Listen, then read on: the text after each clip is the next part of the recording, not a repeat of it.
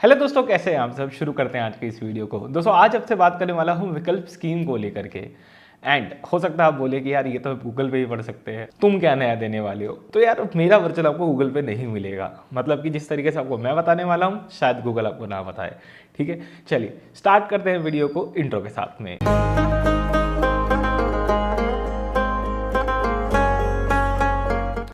तो वीडियो को कुछ चैप्टर्स के अंदर डिवाइड करा है। सबसे पहले व्हाट इज विकल्प स्कीम के ऊपर बात करेंगे, ये स्कीम क्या है, ठीक है।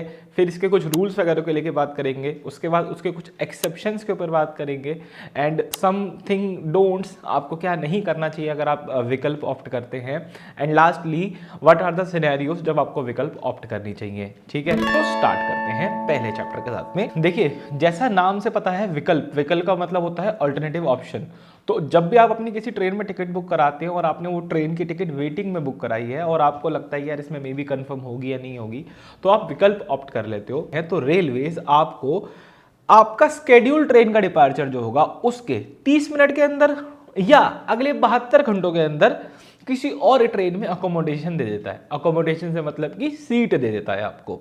अब गूगल पे ना ये लिखा हुआ है, ठीक है, लेकिन इसकी एक्सप्लेनेशन नहीं लिखी हुई। जैसे मान लो आपने नई दिल्ली से पटना के बीच में चलने वाली संपूर्ण क्रांति में टिकट बुक करा दी, ठीक है, और उसके अंदर आपने विकल्प ऑप्ट कर लिया, उसके अंदर आपकी टिकट कंफर्म नहीं हुई, तो आपको संपूर्ण क्रांति का जो टाइम है, आई थिंक 5:10 का शाम का टाइम है, तो उसके डिपार्चर के आधे घंटे के बाद से लेकर के, मतलब 30 मिनट्स बाद से लेकर के किसी भी और ट्रेन में 72 घंटे तक अगर सीट खाली हुई तो आपको सीट दे देंगे।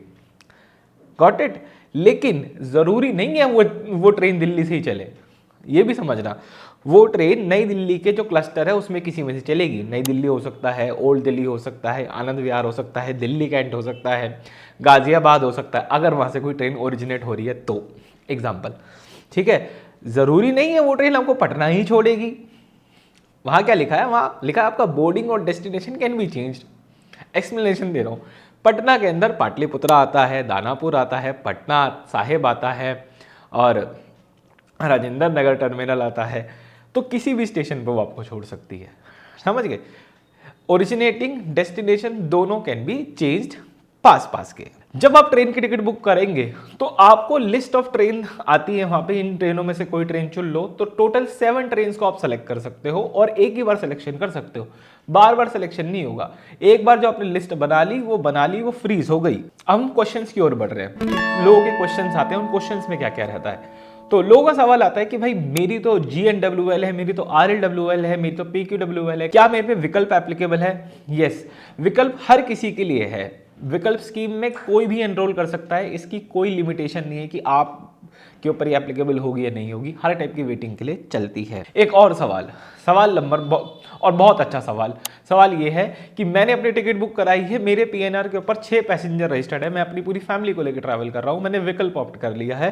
क्या ऐसा तो नहीं होगा सिर्फ 2 जनों को किसी ट्रेन में भेज देंगे, 2 जनों को किसी ट्रेन में भेज देंगे? नहीं, ऐसा बिल्कुल भी नहीं होगा। भारतीय रेलवे के अंदर आपका एक PNR पे अगर 6 लोग हैं तो 6 के 6 ट्रांसफर होंगे या तो कोई भी नहीं होगा। एक और सवाल, if you are upgraded in higher class या महंगी ट्रेन में अपग्रेड कर दिया आपको, तो क्या आपसे एडिशनल फेयर लिया जाएगा? क्या बोलना चाह रहे हो, समझ नहीं आया। बताता हूं क्या समझ नहीं आया। आपने 3rd AC में टिकट कराई थी किसी सुपरफास्ट गाड़ी के अंदर या एक्सप्रेस गाड़ी के अंदर, ठीक है, आपको अपग्रेड कर दिया 3rd AC ऑफ राजधानी एक्सप्रेस। अब सुपरफास्ट से महंगा टिकट होता है राजधानी का 3rd AC के अंदर भी, पर आपसे एक्स्ट्रा पैसा नहीं लिया जाएगा, एक्स्ट्रा मनी फेयर कलेक्ट नहीं किया जाएगा। ठीक है, चलो अब इसके बाद आपका लालच और बढ़ गया। आपने पूछा मेरे से एक और क्वेश्चन ये था, क्या मुझे ऑटो अपग्रेडेशन मिलेगी नई वाली ट्रेन के अंदर? आंसर यस, मिलेगी। रेलवे कहता है कि जिन लोगों को हमने नई ट्रेन प्रोवाइड कराई, नई अकोमोडेशन प्रोवाइड कराई, उनको नए ट्रेन के ऑर्डिनरी पैसेंजर की तरह ट्रीट किया जाएगा। हम तुम्हें छूत नहीं मानेंगे, हम तुम्हें नाजायज औलाद नहीं मानेंगे, तुम भी हमारे ही हो, हम तुम्हें भी ऑटो अपग्रेडेशन देंगे, काहे चिंता करते हो, ऐसे बोलता है रेलवे। अच्छा, इसमें एक चीज और है, वो क्या है कि एक बार जो तुम हमारे हो गए फिर तुम हमारे ही हो सनम। ठीक है, मैं बात कर रहा हूं ट्रेन की। एक बार आपको नई ट्रेन अलॉट हो गई तो पुरानी वाली को भूल जाना है, पुरानी वाली से आपका कोई नाता नहीं है। ठीक है, क्यों ऐसा क्यों होता है? क्योंकि जैसे होता क्या, दिमाग में ना फिट रहता है कि भाई यार मैंने तो वो टिकट ट्रेन करवाई थी, वो दिमाग से निकलती नहीं, जिसमें कि नई वाली आपको मिल चुकी होती है लेकिन पुरानी वाली दिमाग से जाती ही नहीं। तो थोड़ा सा अपने आपको ना करना पड़ता था यार दिमाग रूप से कि भाई अब यही है जो है। आपका एक और सवाल ये कि मैंने दिल्ली से एग्जाम्पल थोड़ा सा एग्जाम्पल चेंज करते हैं। मैंने दिल्ली से मुंबई की टिकट कराई थी पंजाब मेल के अंदर, 3rd AC के अंदर, मुझे अपग्रेड करके मुंबई राजधानी दे दी गई, ठीक है। हालांकि कोई ऐसा करेगा नहीं, बट मान लो कोई कहे कि मुझे मुंबई राजधानी नहीं चाहिए, तो इस केस में क्या मॉडिफिकेशन अलाउड है? आंसर इज नो, आप मॉडिफिकेशन नहीं कर सकते, ठीक है। But there is a exception to this. Exception मतलब अपवाद, इसका भी एक अपवाद है। क्या? रेलवे ऐसा कर सकता है, रेलवे मॉडिफिकेशन कर सकता है इन रेयर चांसेस। रेलवे कहेगा यार इसने ना भाई 3rd AC की टिकट ली थी 2000 रुपये की, मैं 3000 रुपये की टिकट इसको क्यों दूँ मुंबई राजधानी में, इसको महाराष्ट्र संपर्क क्रांति में भेजो समझ रहे हो लॉजिक?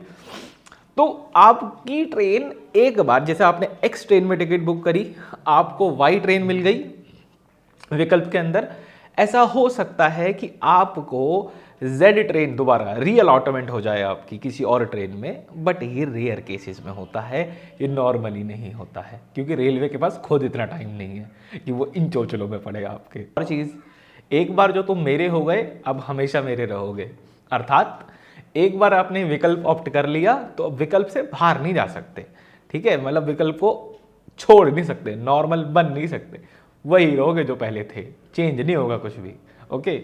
एक लास्ट क्वेश्चन वो ये, मैंने भाई टिकट बुक कराई है काउंटर से और मेरे पे वो पर्ची वाली ट्रेन की टिकट है, क्या मुझे नई टिकट लेनी पड़ेगी? Answer is no. आप वही पर्ची वाली टिकट लो, उसी से ही आप जो है अपना ट्रैवल कर सकते हो। साथ में SMS दिखा देना, नई ट्रेन का एक SMS फ़ोन पे आया होगा, वो दिखाना, कोई दिक्कत नहीं होने वाली है। अब बात कर लेते हैं डोंट्स को लेकर के। अगर आप विकल्प ऑप्ट करते हो तो आपको क्या बिल्कुल भी नहीं करना है। सबसे पहला, घर से बिना PNR चेक करे नहीं निकलना है, चाहे 10 मिनट पहले ही रेलवे की तरफ से या IRCTC की तरफ से SMS आया हो आपको, क्योंकि इन रेयर केस आपकी ट्रेन रीअलॉट भी हो सकती है। SMS आया मुंबई राजधानी का, उठा के भेज दिया महाराष्ट्र संपर्क क्रांति के अंदर, आप चले गए मुंबई राजधानी के अंदर, वो तो तेजस राजधानी है, गेट बंद, ठीक है। आप अगर टिकट दिखाओगे, TD कहेगा टिकट ही नहीं है, आप पे लगेगा मोटा फाइन। तो PNR चेक करके निकलना, अपने दिमाग से निकाल देना किस ट्रेन में टिकट बुक कराई थी, ओरिजिनल ट्रेन में मत पहुंच जाना। समटाइम्स क्या होता है, आप किसी ट्रेन के रेगुलर ट्रैवलर होते हैं, एक मसल मेमोरी बनी हुई होती है, 3 नंबर प्लेटफॉर्म पे जाके इस ट्रेन के अंदर चढ़ना है एंड धप्पा नहीं होगा आपको तो कोई और ट्रेन किसी और स्टेशन से अलॉट हो रखी होगी। So please have a note that. अगर विकल्प की टिकट कैंसिल कराओगे तो नॉर्मल चार्जेस कटेंगे, ये भी एक चीज़ याद रखना। नॉर्मल चार्जेस का मतलब एज इफ आपकी कंफर्म टिकट है, ओके। चलो, तो फिलहाल इस विकल्प वाली वीडियो में इतना ही रखते हैं, मिलते हैं आपसे बहुत जल्द। एक क्वेश्चन का आंसर तो आपने किया नहीं, विकल्प कब ऑप्ट करनी चाहिए। देखो, इस क्वेश्चन का आंसर ना मैंने शुरू में ही कर दिया था। जब भी अपनी ट्रेन की टिकट बुक करा रहे हो और वो वेटिंग के अंदर है और आपको पता है ये कंफर्म नहीं होने वाली वेटिंग, ये ऐसी वेटिंग है कंफर्म नहीं होगी, but at the same time आपको पता है कि यार मैं जाने को लेकर के बहुत फ्लेक्सिबल हूँ, मैं आज जा सकता हूँ, 3 दिन बाद भी जा सकता हूँ, मुझे कोई फ़र्क नहीं पड़ता। Condition number 1। कंडीशन नंबर 2, वो फलानी ट्रेन में टिकट कंफर्म हो जाती है, तो इन सब केसेस में आप विकल्प ऑप्ट कर सकते हो। इंपॉर्टेंट कंडीशन क्या है, आप ट्रेन और डेट ऑफ जर्नी इन दो के लिए फ्लेक्सिबल हो तो ही करना, अगर आप फ्लेक्सिबल नहीं हो तो मत करना। और 80% लोग इन दो चीज़ के फ्लेक्सिबल नहीं होते। भाई तुम्हें जिस दिन जाना है तो उसी दिन जाना है ना, 3 दिन बाद जाके क्या करोगे तुम्हारा काम छूट जाएगा, क्योंकि हर बंदा अपने काम से ट्रैवल करता है। फिलहाल इस वीडियो में इतना रखते हैं, मिलते हैं आपसे बहुत जल्द एक और वीडियो में। इसके अलावा अन्यथा आपके कोई भी सवाल आते हैं इस विकल्प को लेकर के तो प्लीज़ कमेंट सेक्शन आपका भरा पड़ा है, वहाँ पे अपने सवाल पूछिए, मैं आंसर करूँगा, अपनी पूरी कम्युनिटी आपको आंसर करेगी।